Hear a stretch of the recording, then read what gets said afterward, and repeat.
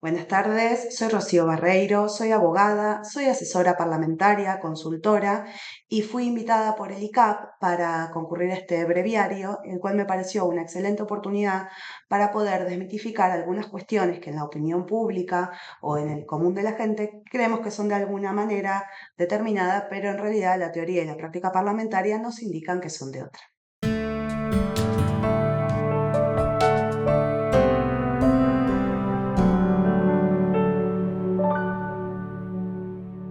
¿Es correcto decir media sanción? No es correcto decir media sanción, es un término coloquial. La Constitución prevé que cada Cámara aprueba el proyecto de ley que tiene a consideración para pasarla a la siguiente instancia dentro del proceso complejo de formación y sanción de las leyes.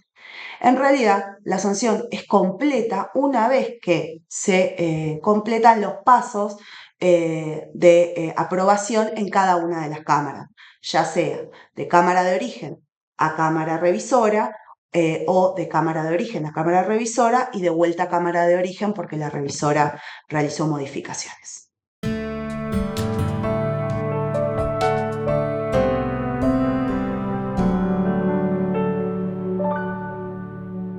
Cuestiones sobre la vigencia de los decretos de necesidad y urgencia.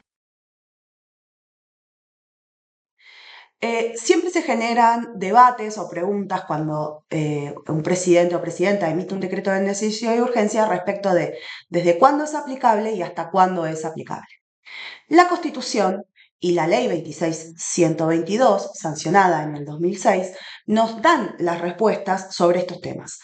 El decreto de necesidad y urgencia está vigente desde el momento en que se publica en el boletín oficial. Desde ese momento todas sus cláusulas son de obligatorio cumplimiento a menos que el propio decreto determine que alguna cláusula o todas van a entrar en vigencia a partir de determinado día. ¿Y hasta cuándo está vigente el decreto de necesidad y urgencia? Hasta que las dos cámaras lo rechacen por resolución y lo voten en el seno del cuerpo en una sesión citada a tal efecto. Entonces, mientras una de las cámaras no se expida, el decreto de necesidad y urgencia sigue vigente.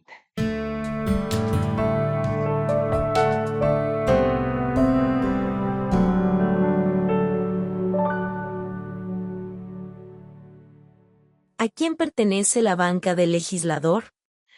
Este tema trae mucha controversia porque en las dinámicas sociales que hemos vivido en la Argentina y también en otros países se da que un legislador o legisladora que es electo por una fuerza política que lo nominó o que lo propuso cambia de bloque durante el transcurso de su mandato.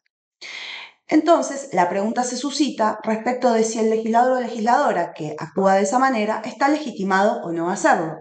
Para responder esto hay tres teorías. La primera, que dice que los legisladores son los dueños de sus bancas. Esta teoría se postula en Estados Unidos por el propio sistema que tienen ellos, que difiere sustancialmente de nuestro propio sistema, que así también lo ha dicho la jurisprudencia. Pero no nos adelantemos, ya vamos a llegar a eso. La segunda postura es la que dice que las bancas pertenecen a los bloques políticos. En ese sentido, los invito a ver el breviario de bloques políticos que realizó la doctora Pisitelo en este mismo canal.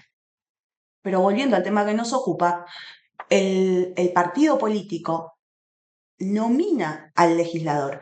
Entonces, una vez que el partido político nominó al legislador y este fue electo, nada más tiene que decir respecto de las distintas actuaciones que vaya a realizar ese legislador. Por otro lado, lo que tenemos es la cuestión relativa a que una vez que el cuerpo acepta el ingreso de ese legislador o legislador electo, se convierte en el juez de las acciones de ese legislador. Entonces, también desde este punto de vista, el partido político ya nada más tiene para decir respecto de la actuación. Por eso los partidos políticos tampoco serían los dueños de las bancas. En realidad, en nuestro sistema constitucional, y justamente digo constitucional porque es la propia letra de la Constitución la que dice que los diputados son elegidos por el pueblo para representarlos, es aquella que dice que justamente la banca le pertenece al pueblo. Y así también lo entendió la jurisprudencia en el caso Pagani, por ejemplo. Entonces, solo el legislador le debe respuestas al pueblo que lo eligió y es el único que puede después impugnar respecto de si decide o no este legislador o legisladora electo cambiar de bloque político al cual pertenece o formar una nueva.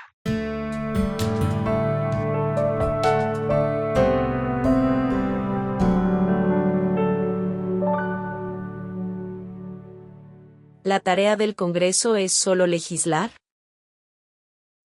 No, la tarea del Congreso no es solo legislar. Hay dos dimensiones que tenemos que ver sobre este tema. La primera tiene que ver con el propio funcionamiento o la propia ordenación constitucional que los constituyentes decidieron que tuviera nuestro Congreso Nacional.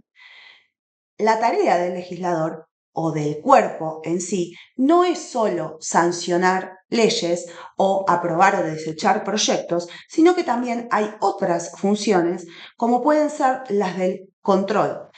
El Congreso tiene funciones de control para controlar a los otros dos poderes del Estado. De esta manera puede pedir informes, ya sea escritos o cuando recibe al jefe de gabinete, que para eso los legisladores o los bloques políticos se tienen que preparar y tienen que realizar investigaciones para saber realmente sobre qué temas necesitan obtener información o sobre qué temas la población necesita tener información. Y ese trabajo no implica necesariamente legislar, aunque a posteriori puede implicar la presentación de un proyecto de ley.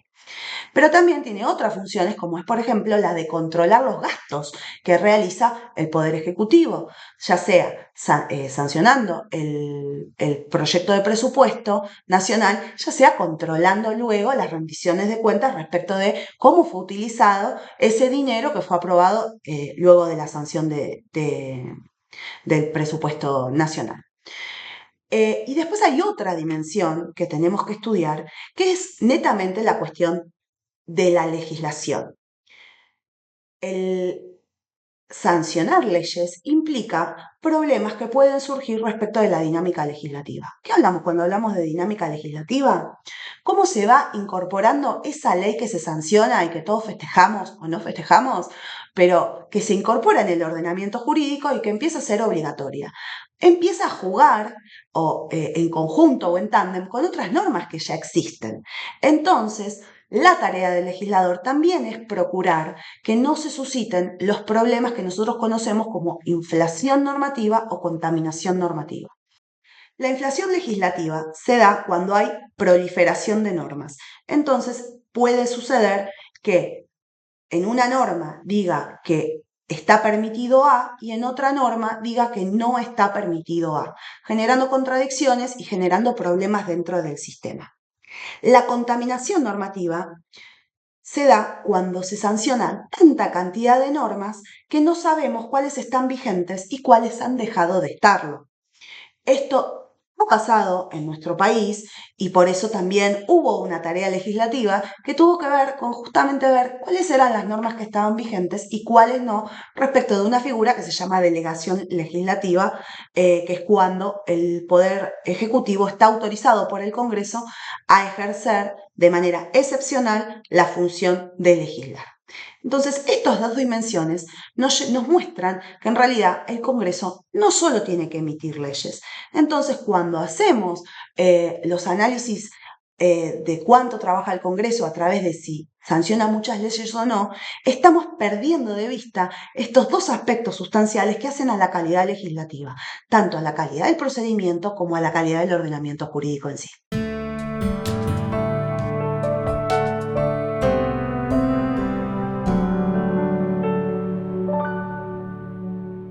Conocer el funcionamiento del Congreso Nacional implica saber cómo funcionan los demás poderes legislativos de la nación. Saber el funcionamiento del Congreso Nacional solo implica saber el funcionamiento del Congreso Nacional. Si bien es cierto que las provincias tienen formas de organización similar, porque todas las provincias, todas las jurisdicciones están sujetas a la Constitución Nacional, lo cierto es que la propia Constitución le dio a las provincias la autonomía para regular la forma en que cada una deseaba que funcionen sus poderes estatales o políticos, el poder ejecutivo, el poder legislativo y el poder judicial. Entonces, si nosotros queremos saber cómo funciona la forma de legislar o de sanción y formación de leyes en la provincia de Catamarca o en la provincia de Tucumán, tenemos que dirigirnos a esa constitución provincial. Y para eso les quería traer dos ejemplos de estos temas que estuvimos hablando. Por ejemplo, en la ciudad de Buenos Aires, los DNU no tienen vigencia hasta tanto la Cámara, que en este caso es unicameral, que es la legislatura de la Ciudad de Buenos Aires, los rechace, sino que si dentro de los 10 días de que el decreto de necesidad y urgencia fue remitido a la legislatura no lo aprueba, el decreto cae. Entonces acá vemos una diferencia sustancial entre el orden nacional y cómo funciona este mismo instituto en el orden local. Y otro ejemplo que tenemos es el de la pertenencia a las bancas. Por ejemplo, las constituciones de La Rioja y Catamarca prevén que las bancas son de los bloques políticos.